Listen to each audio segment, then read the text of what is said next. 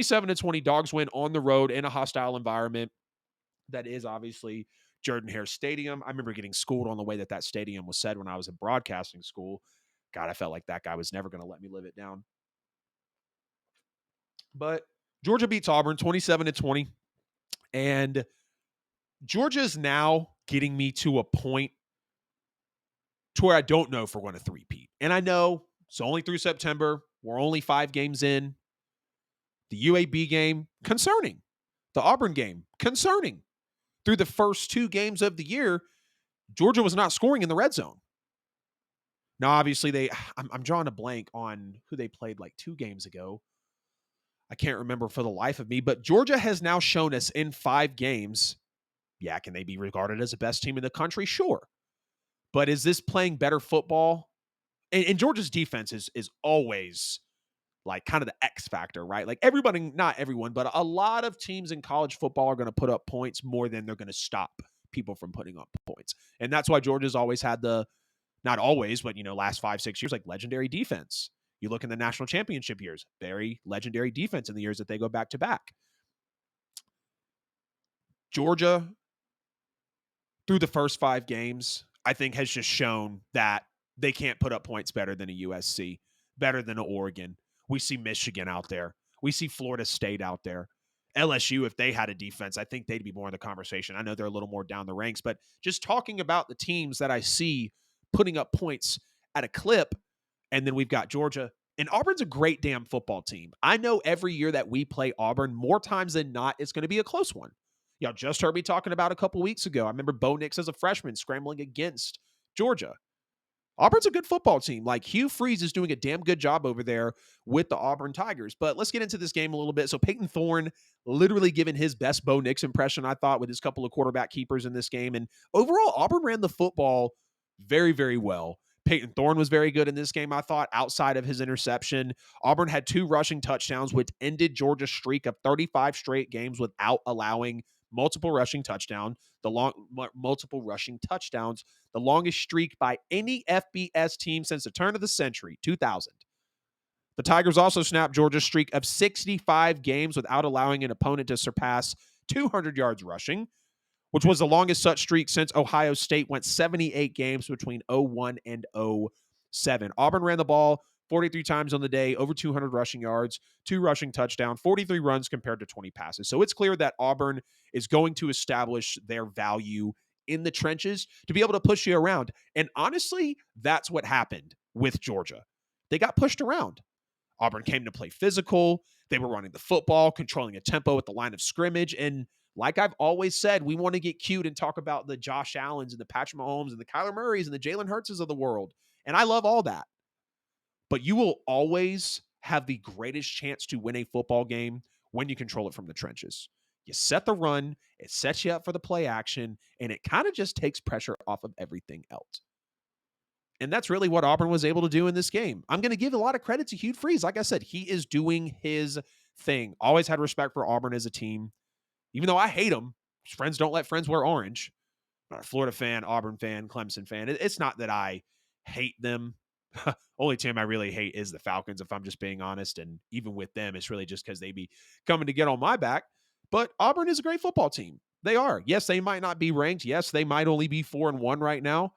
But I think anybody in college football that would go to play Auburn in Auburn knows that they have a game on their hands. Because that's just the type of program and brand that they are and that they've built over the last few decades, especially as college football starts to go on.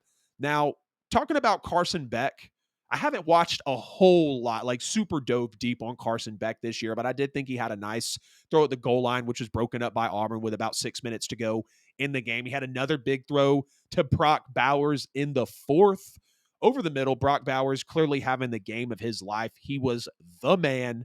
8 catches for 157 yards, 121 yards in the 4th quarter. He went in a halftime before he went off in the 4th quarter. 2 catches, 9 yards. So credit Carson Beck and Kirby Smart and the whole offense making those adjustments and understanding that Brock Bowers is a top player in this country. Brock Bowers is going to be a first-round pick. Brock Bowers is a force for the for the Bulldogs offense. And Brock Bowers shows us that every time he touches the football. Every time Brock Bowers is involved, Georgia is doing honestly a great job. Brock needs 7 more touchdowns to take UGA's all-time touchdown scoring lead. I think 30 is where it's at. But, Georgia engineering 3 straight scoring drives in this game, 98 yards, 75 yards, 71 yards. Carson Beck completing 10 of his last 12 throws in the game because Georgia had to make a comeback in this football game.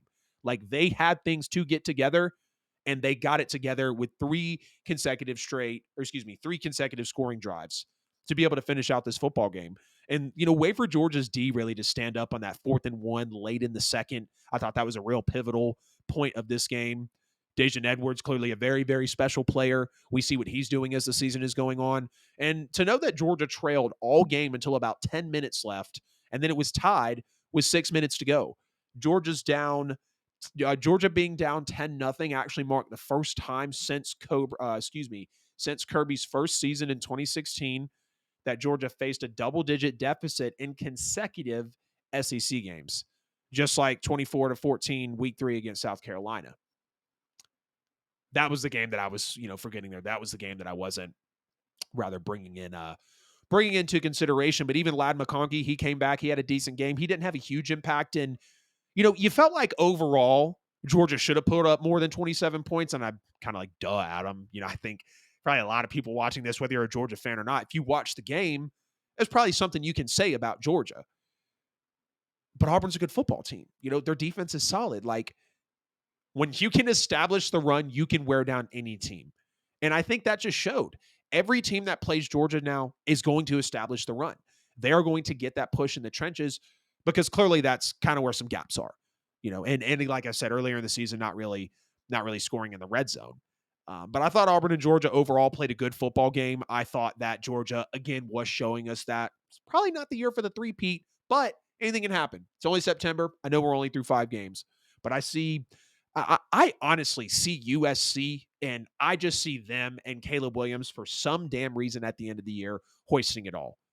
And you guys can see I got both.